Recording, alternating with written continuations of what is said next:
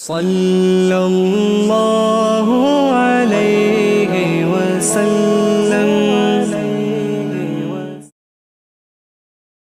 دوستو، ہم جس دین کے ماننے والے ہیں وہ دین برحق ہے، اور جس پیارے محبوب صلی اللہ تعالیٰ علیہ وسلم کے ہم ماننے والے ہیں وہ محبوب علیہ السلام اللہ کے آخری رسول ہیں۔ نبی اکرم صلی اللہ تعالیٰ علیہ وسلم کامل، اکمل اور مکمل دین لے کر تشریف لائے۔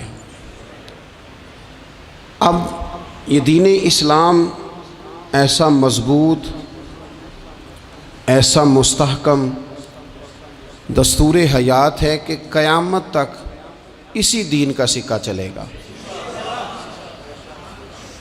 وقتی طور پر جو حالات امت پر اس وقت گزر رہے ہیں اس میں امت محکوم نظر آتی ہے، کمزور نظر آتی ہے، اور ہم دیکھتے ہیں کہ غیروں کا رعب بھی ہمارے حکمرانوں کے چہروں اور ان کے لہجوں پر نظر آتا ہے۔ جو قومیں کسی کا رعب اختیار کرتی ہیں، کسی شخص کو اس طرح کا بڑا جانتی ہیں کہ احساس کمتری کا شکار ہو جاتی ہیں، وہ اپنی آنے والی نسلوں کو کبھی مضبوط نہیں کر پاتی۔ ہمارے مزاجوں میں اور ہمارے روزمرہ کے معاملات میں کچھ چیزیں اس طرح کی رکھ دی گئی ہیں کہ لوگ احساس کے نیچے دبتے چلے جا رہے ہیں۔ برادریزم ایک بہت بڑا ایشو رہا ہمارے ہاں۔ میں بڑی درد کے ساتھ یہ بات عرض کیا کرتا ہوں کہ زیادہ گناہ اور زیادہ جرم اس بندے کا نہیں جو اپنی برادری کو بڑا سمجھتا ہے، بلکہ زیادہ مجرم وہ ہے جو اپنی برادری کو چھوٹا سمجھتا ہے۔ اس نے کیوں اپنے اندر احساس کمزوری پیدا کیا؟ اس کو کیوں ضرورت پیش آئی یہ کہنے کی کہ میں کسی کمزور قبیلے سے تعلق رکھتا ہوں؟ اسے کھل کے کہنا چاہیے تھا کہ میں بھی جناب آدم کا بیٹا ہوں۔ اسے کھل کے کہنا چاہیے تھا کہ میں بھی رسول رحمت کا غلام ہوں، میں بھی اللہ کا بندہ ہوں۔ کھل کر بات کرنی چاہیے۔ احساس کے نیچے دب جانا، پریشان۔ پھر اسی طرح کا معاملہ امیری غریبی کا ہے۔ غربا کیوں یہ سمجھ بیٹھتے ہیں کہ جس کے پاس پیسے زیادہ ہیں شاید فضل بھی زیادہ اسی کے پاس ہے؟ کیوں اس احساس سے باہر نہیں آتے؟ اگر دولت بہت اعلیٰ ہوتی نا اور بڑی ہی قیمتی ہوتی تو سب سے زیادہ سیدہ فاطمہ زہرا کے گھر میں ہوتی، سب سے زیادہ تجوریاں سیدہ عائشہ صدیقہ کے پاس ہوتی، لیکن یہ زیادہ قیمتی نہیں تھی، اس لیے دروازہ رسول پہ بھی نہیں تھی۔ تو اسی طرح کا معاملہ کچھ لوگوں کا ہے۔ میں نے اپنی زندگی میں یہ دیکھا ہے کہ مذہبی ماحول سے وابستہ لوگ کئی دفعہ بڑے پریشان ہو جاتے ہیں کہ میں تو مولوی صاحب ہوں، اور محلے کا مولوی بنا کے جب کسی کو رکھا جاتا ہے تو بیچارہ ویسے بھی پریشان ہو جاتا ہے۔ اس کی ذمہ داری ہوتی ہے کہ تو نے وقت پہ جنازہ پڑھانا ہے، ٹائم پہ کل پہ آ جانا، 10ویں پہ وقت پہ پہنچنا، غیر حاضر نہ ہونا۔ کچھ جگہوں پہ یہ بھی رواج ہے کہ جناب آپ کو 7 دن اور 10 دن مسلسل بیٹھنا ہے اور پڑھائی کرنی ہے۔ وہ آہستہ آہستہ آہستہ آہستہ بچے احساس کا شکار، یعنی قرآن شریف پڑھنے والے بچے اور کتاب و سنت کی تعلیم حاصل کرنے والے بچے، لیکن انہیں یہ کہا جاتا ہے کہ چلو فلانی جگہ قرآن پاک پڑھنے چلتے، قرآن پڑھنے جا رہے ہیں۔ قرآن انقلاب کی کتاب ہے، قرآن بندے کو عروج دیتا ہے، لیکن ان بچوں کی ذہنی ساخت یہ بنائی جا رہی ہے کہ چلو قرآن پاک پڑھنے چلتے ہیں، وہاں بریانی ملے گی کھانے کو، گوشت ملے گا کھانے کو۔ شکایت ہے مجھے یا رب خدا بندان مکتب سے، سبق شاہی ہے بچوں کو دے رہے ہیں خاک بازی کا۔ اتنی چھوٹی جب آپ کسی کی سوچ بنا دیتے ہیں تو پھر وہ آپ کہیں کہ وہ انقلاب برپا کرے، وہ کوئی بڑا کارنامہ سر انجام دے، یہ ہوتا نہیں، ممکن نہیں ہوتا۔ جب آپ آہستہ آہستہ کر کے احساس کمزوری کے نیچے دبتے چلے جاتے ہیں، دبتے، حالات خراب ہو جاتے ہیں۔ ہمارے بزرگ ہمیں کہا کرتے تھے کہ مولوی ہونا کوئی تانا ہے، اور ہم نے حالات بدلتے دیکھے۔ ایک ٹائم ایسا تھا کہ مولوی ہونا لوگ تانا سمجھتے تھے، ہمیں بھی کہا مولوی صاحب ادھر آئیں، آپ کو دیانتداری سے کہتا ہوں، ہم نے وہ دور بھی انجوائے کر کے گزارا ہے. جے کسی ایک باری مولوی آکھے تو انہوں آکھے یارے کوئی پریشانی والی گل ہے، شکر ہے اسی مولوی ہاں. یہ کوئی پریشانی ہے؟ آپ کیوں پریشان ہو گئے؟ مولوی کسی تانے مینے کا نام ہے. اور پھر وہ جو کل تک کہہ رہا تھا نا کہ او ہو تسی تو مولوی بن گئے ہو، پھر ہم نے وہ دور بھی دیکھا. اس نے کہا یار 2 منٹ کھڑا ہو، تیرے ساتھ تصویر بنانی ہے. وہ دور بھی دیکھا، یہ دور بھی دیکھا. تھوڑا سا نا اپنی زندگی کے اندر خودداری، عزت نفس، وقار. اسلام عروج دیتا ہے بندے کو. مسلمان تیزی سے دبتے چلے جاتے ہیں. ملک شام کا بندہ آ گیا حضرت عمر کو ملنے. اس نے آتے ہی پوچھا تمہارے بادشاہ کا محل کہاں؟ انہوں نے کہا جی ہمارے بادشاہ کا محل نہیں ہوتا. ہمارے ہاں لوگوں نے سمجھ لیا نا کہ روب شاید کپڑوں کا ہوتا ہے، روب شاید گاڑیوں کا ہوتا ہے، بنگلوں کا ہوتا ہے، بہت بڑی کوٹھی کا روب ہوتا ہے. اور نہیں بھائی، روب تو بندے کے کردار کا ہوتا ہے، اس کے افکار کا روب ہوتا ہے. روب اس کے اونچے خیالات کا ہوتا ہے. کہاں ہے آپ کے بادشاہ کا محل؟ تو نے کہا محل شہل تو کوئی نہیں، مسجد میں ہوں گے امیر المومنین. بندہ کہتا ہے میں سوچ میں پڑ گیا کہ جس کے نام سے میرا بادشاہ کانپتا ہے وہ مسجد میں ہوگا. گن مین ہی کوئی نہیں، ہٹو بچو ہی کوئی نہیں، ادھر ادھر ہی کوئی نہیں، پہرے دار ہی کوئی نہیں. مسجد میں جا کے پوچھا جناب عمر، کہنے لگے ادھر ہی تھے. کدھر ہیں بھئی حضرت؟ وہ کدھر ہیں بھئی؟ ادھر ہی تھے. کہنے لگا میں حیران ہو گیا کہ یہ بادشاہ کی بات ہو رہی ہے. ایک صاحب کہنے لگے وہ کھجوروں کے باغ کی طرف جا رہے تھے. کہتے میں کھجوروں کے باغ میں گیا تو ایک بندے سے پوچھا امیر المومنین. کہنے لگا وہ سامنے کی طرف جا رہے تھے. ادھر گیا. ایک بندے سے پوچھا کہاں ہے وہ شخص اس کی 24 لاکھ مربع میل پہ حکومت ہے؟ کہاں ہے وہ شخص جو مدینے میں بیٹھ کے نعرہ لگاتا ہے تو کیسر و کسرا کانپ جاتے ہیں؟ وہ بندہ کدھر ہے کہ جس کی بات جگہ جگہ ہوتی ہے، جس کا تذکرہ سنا ہے کہ اسے دیکھ کے شیطان بھی رستے بدل جاتا ہے؟ انہوں نے کہا وہ دیکھ رہے ہو کھجور کے درخت کے نیچے کنویں کے ساتھ مٹی کا ڈھیلا تکیے کی جگہ رکھ کے وہ جو تامت باندھے کرتا پہنے سویا ہے وہی تو فاروق اعظم ہے. وہ شخص کہتا ہے عمر سوئے تھے.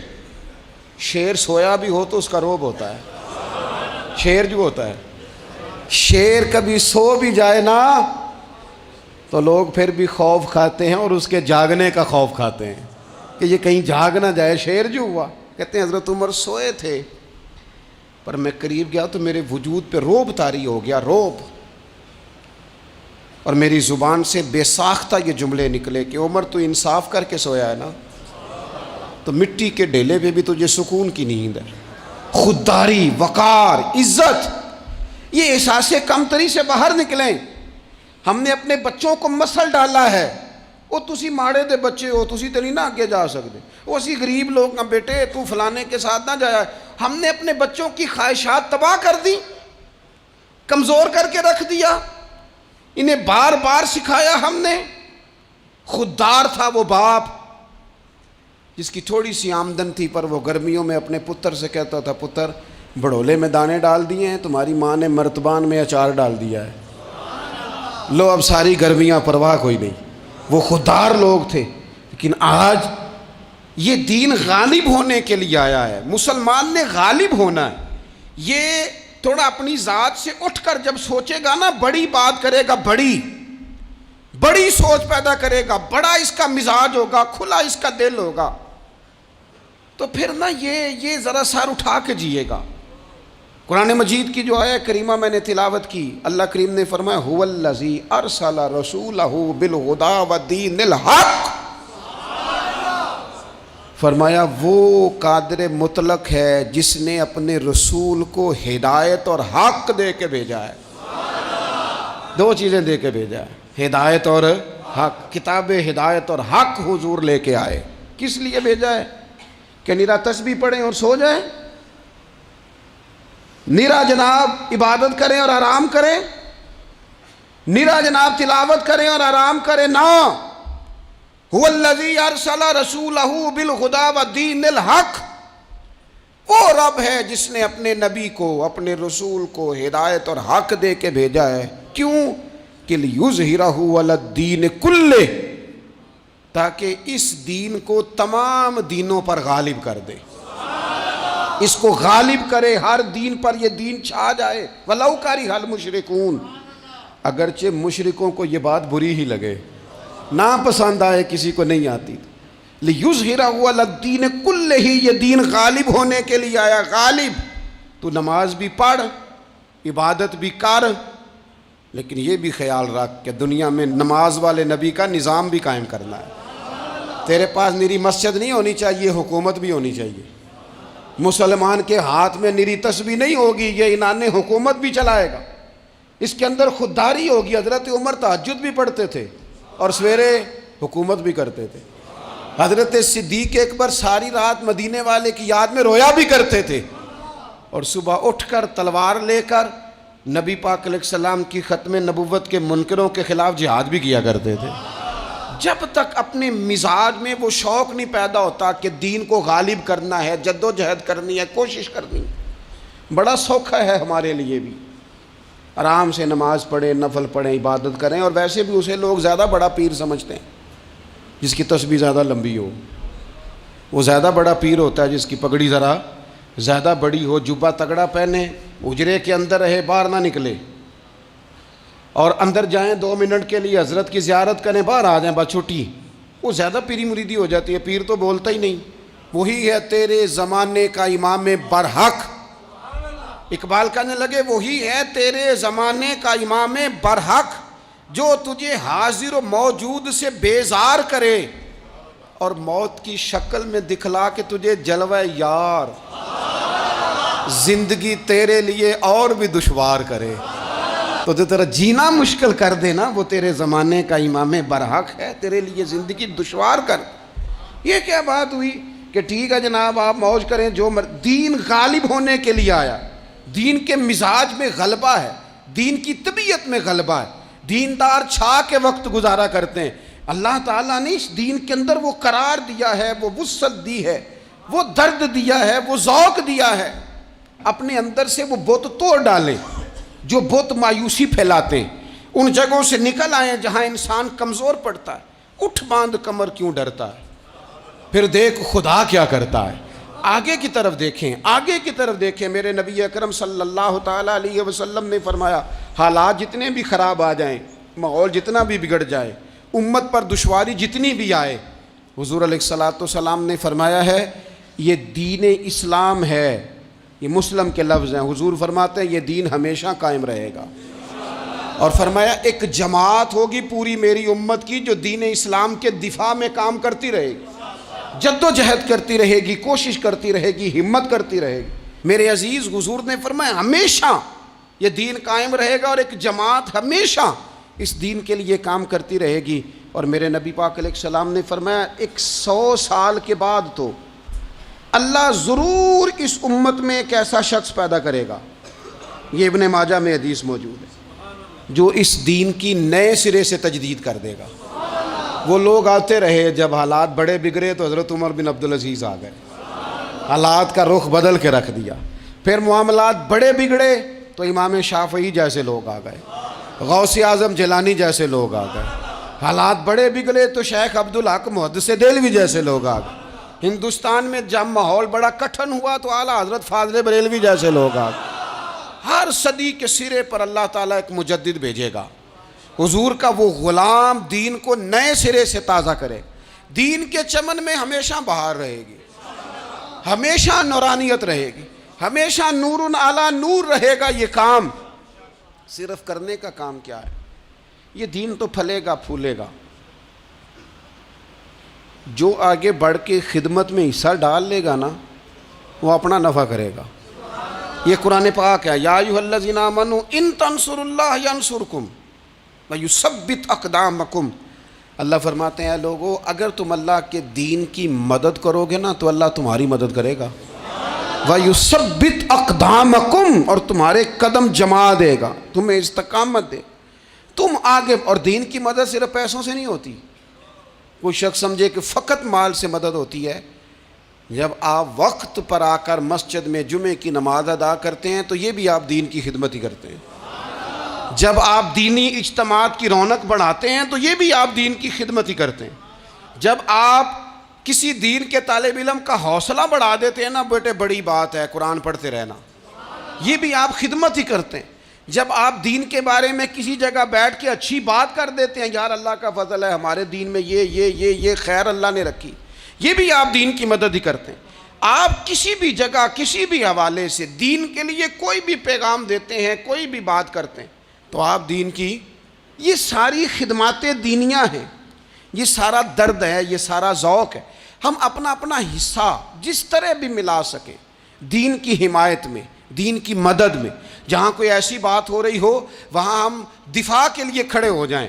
ہر شخص اپنے اپنے مقام پر دینی ابلاغ میں، دین کی تبلیغ میں اپنا کردار ادا کرے.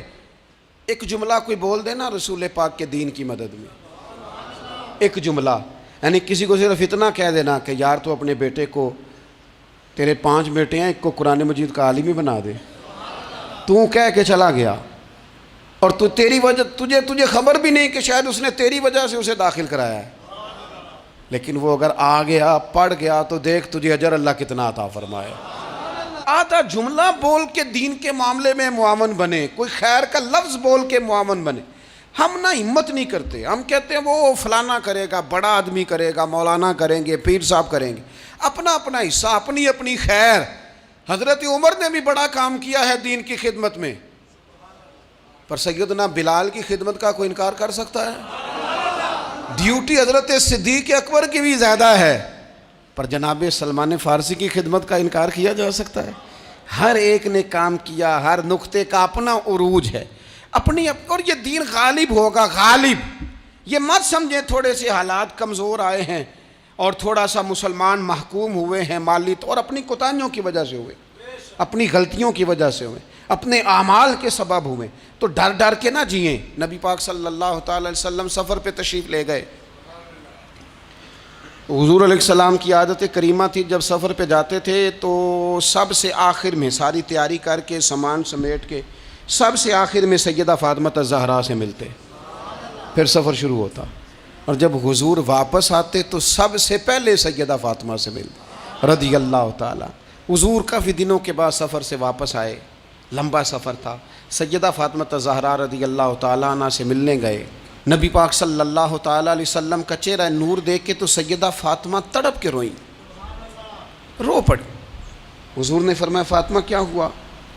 عرض کرنے لگے یا رسول اللہ تھکاوٹ کے اثرات میں آپ کے چہرے پہ دیکھ رہی، اور حضور کپڑے یوں لگتا ہے بڑے پرانے پہنے ہوئے ہیں آپ نے. حضور اتنی مشقت کیوں کرتے ہیں آپ، اتنی محنت، اتنی جد و جہد؟ تو حضرت فاطمہ الزہرا فرماتی ہیں حضور نے مجھے تھپکی دی اور فرمایا فاطمہ رو نہ. اور یہاں وہ بعض لوگ ہوتے ہیں نا جو ہم نے دیکھا ہے ہمارے ہاں اس طرح ہوتا ہے کہ وہ کوئی اس طرح کی بات کرے تو وہ زیادہ رونے لگ جاتے ہیں، کیا کریں بڑے مسائل ہیں، بڑی مشقت ہے، کرنا پڑتا ہے، لوگ اور زیادہ. لیکن نبی پاک علیہ السلام نے سوچوں کو نیا زاویہ دیا، خیالات کو نیا رخ دیا، اس بات کو ایک نیا انداز سوچنے کا فراہم کیا. حضور فرمانے لگے فاطمہ رو نہ، تیرے باپ کو اللہ نے اعلیٰ مقاصد کے لیے دنیا میں مبعوث فرمایا. حضور فرمانے لگے فاطمہ کوئی گھر کچا، کوئی پکا، کوئی خیمہ ایسا نہیں بچے گا جہاں اللہ دین اسلام کو پہنچا نہیں دے گا. اور فرمایا فاطمہ یاد رکھنا جس طرح رات چھا جاتی ہے نا، محمد عربی کا دین بھی چھا جائے گا، یہ چھا جائے گا دین. جس طرح رات چھا جاتی ہے یہ دین بھی چھا جائے گا. اور پھر دین چھا گیا، جگہ جگہ چھا گیا. یورپ میں بھی اذانیں پڑھی جانے لگی، امریکہ اور افریقہ میں بھی قرآن پڑھا جانے لگا. جگہ جگہ جگہ جگہ رسول اللہ صلی اللہ علیہ وسلم کے دین کی بات ہونے لگی. کہا فاطمہ گھر کچا ہو یا پکا ہو، خیمہ ہو، ہر جگہ یہ دین پہنچے گا. اور دین پہنچا. دوستو کمزوری وقتی طور پر ہے، حالات وقتی طور پر ہیں. مسلمانوں نہ گھبراؤ، خدا کی شان باقی ہے. یہ دین فطرت ہے. یہ دین اپنی حقانیت کی وجہ سے پھیل رہا ہے، کسی کا محتاج نہ یہ کسی کے زور لگانے. مسلمانوں نہ گھبراؤ, خدا کی شان باقی ہے, ابھی اسلام زندہ ہے, ابھی قرآن باقی ہے. یہ کافر کیا سمجھتے ہیں جو ہم سے روز الجھتے ہیں, ابھی تو کربلا کا آخری میدان باقی ہے, ابھی تو آخری میدان لگے گا میدان کربلا میں, اور فکر حسینی کے علم بردار میدان میں نکلیں گے, یزیدی سوچوں سے ٹکرائیں گے, اور بڑے سینے تیار ہیں جو اس کے لیے پوری جد و جہد کریں گے.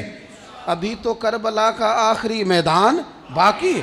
اپنی زندگی کے اندر قوت ارادی پیدا کریں, کچھ کر لینے کی ٹھان اپنے مزاج میں پیدا کریں.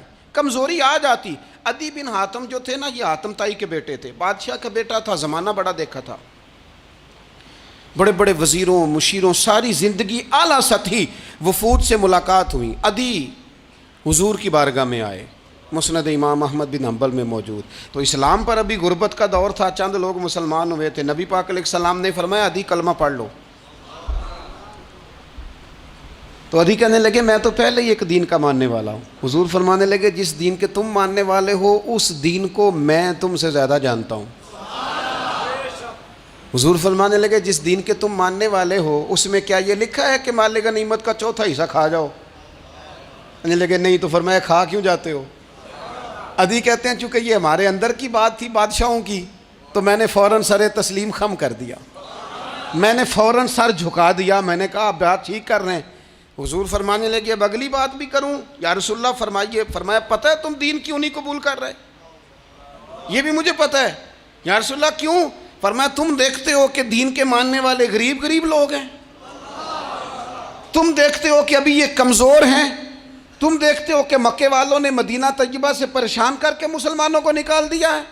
یہ غریبی دیکھ کر, بظاہر اسلام کی کمزوری دیکھ کر تم کلمہ نہیں پڑھ رہے؟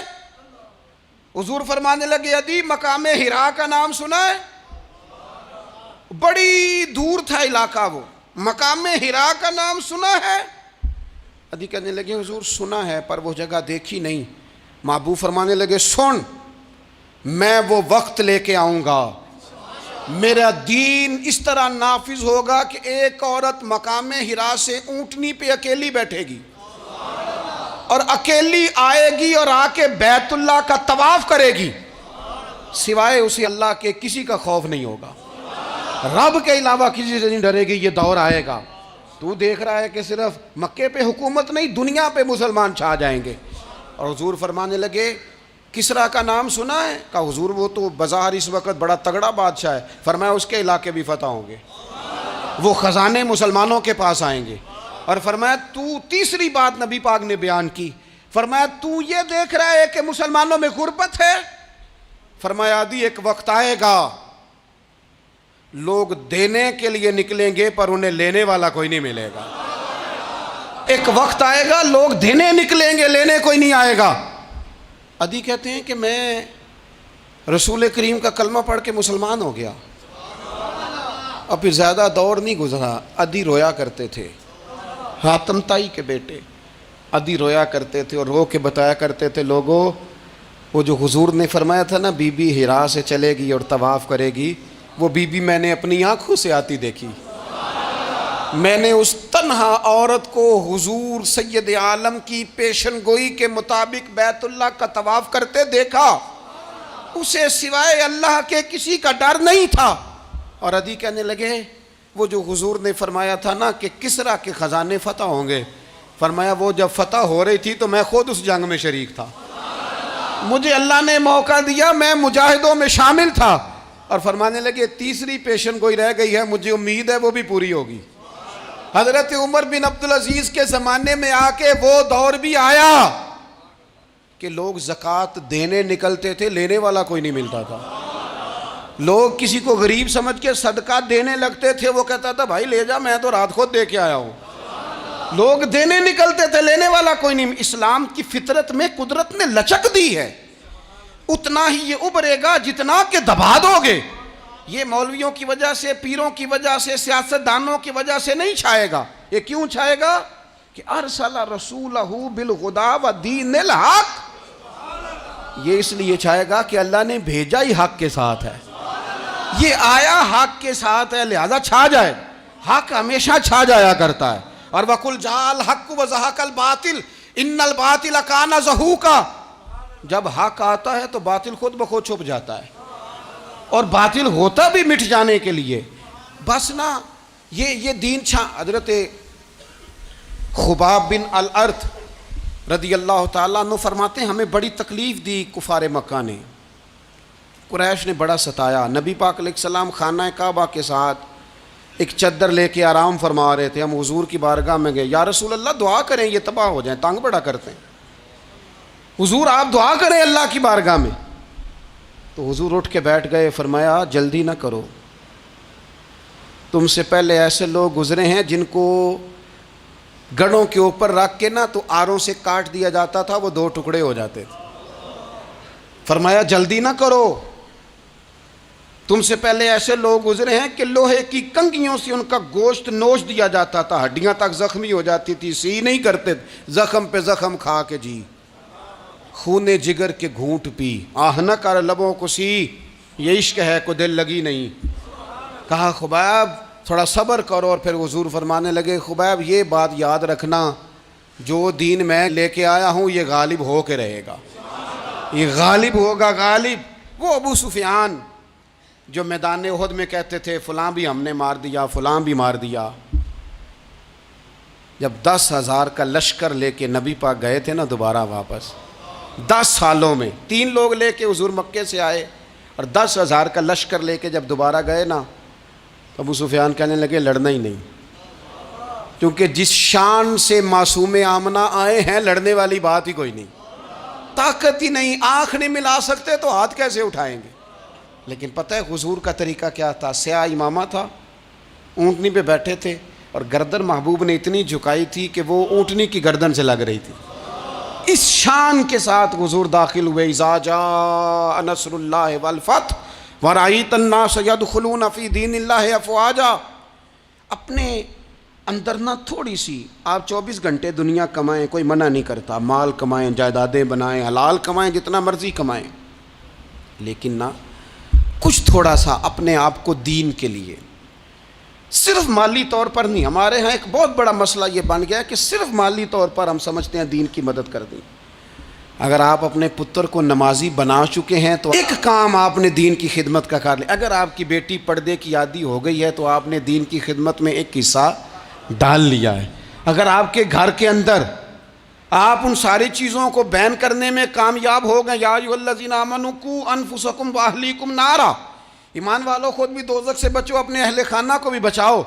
اگر فحاشی اور یعنی کا رستہ آپ نے اپنے دروازے کے باہر روک دیا ہے تو آپ نے دین کی خدمت کر لی ہے. اگر آپ اپنے دوستوں کو نمازی بنانے میں کامیاب ہو گئے, اگر آپ چند لوگوں کو قرآن پڑھانے میں کامیاب ہوئے ہیں, تو پھر کچھ نہ کچھ حصہ آپ نے دین میں شامل کیا ہے. کرنے کا کام یہ ہے کہ اپنا اپنا حصہ اپنی اپنی خیر دین میں ملائیں, جدوجہد کریں, کوشش کریں.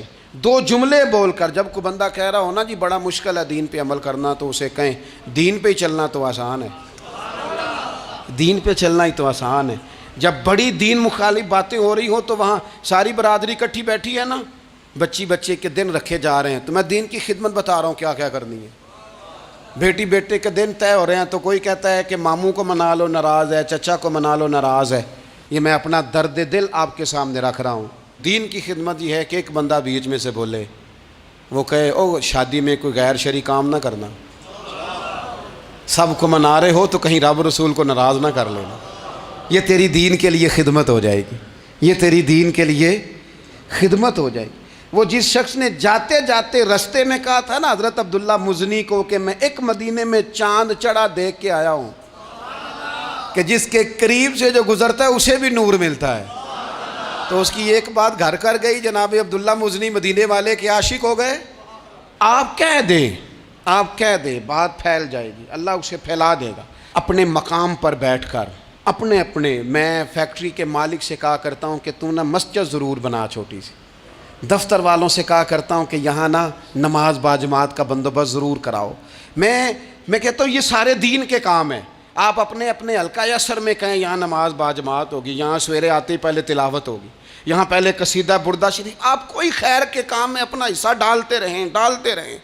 انشاءاللہ یہیں سے چنگاریاں بنیں گی, यहीं से इनकलाब बरपा होगा। और इमाम जाफ़र सादक के कौल पर अपनी बात समेटूंगा। किसी ने कहा था मैं दीन की तबलीग करना चाहता हूँ, तो फरमाने लगे सौखा हाल है, तो दीन पे अमल करना शुरू कर दे। दीन की तबलीग होनी शुरू हो गई, अमल कर। मुर्शद दे इश्क तसव्वुर विच एक होर नज़ारा वेख लिया, जदों दिल कीता अख मीट लई, महबूब प्यारा वेख लिया। बड़ा शौक सी रब्बे अरनी दा, एक झलक ना मूसा सह सकिया, असी हत्थां दे विच हथ दे के सौरे दा सारा वेख लिया। अज सामने बैठ के मुर्शद दे